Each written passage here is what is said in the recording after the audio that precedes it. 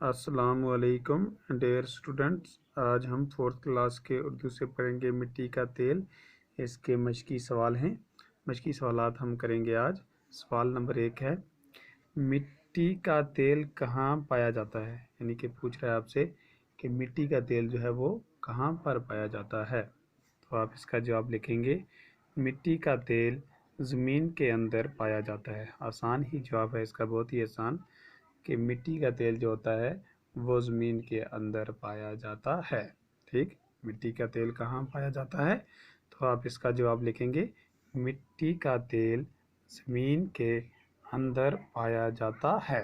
ठीक, अगला सवाल है सवाल नंबर 2, मिट्टी के तेल को ज़मीन के अंदर से कैसे बाहर निकाला जाता है। यानी कि मिट्टी का तेल जो है जो ज़मीन के अंदर पाया जाता है, इसको किस तरह से ज़मीन से बाहर निकाला जाता है।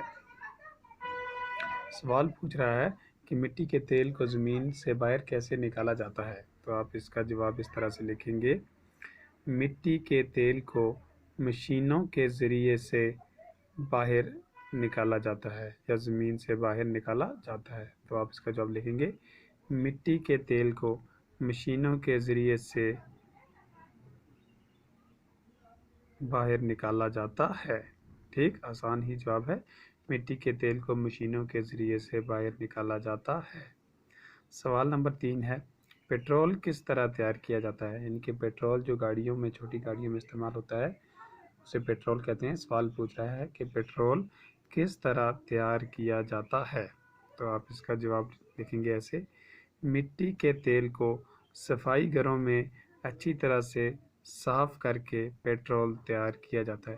यानी कि पहले जो मिट्टी का तेल होता है जिसको हम ज़मीन से बाहर निकालते हैं, इसको सफाई घरों में अच्छी तरह से साफ़ किया जाता है। तो वो साफ़ करने के बाद वो क्या कहलाता है, पेट्रोल कहलाता है। तो इस तरह से पेट्रोल तैयार किया जाता है। मिट्टी के तेल को सफाई घरों में अच्छी तरह से साफ़ करके पेट्रोल तैयार किया जाता है। सवाल नंबर 4 है, मिट्टी के तेल को सियाल सोना क्यों कहा जाता है।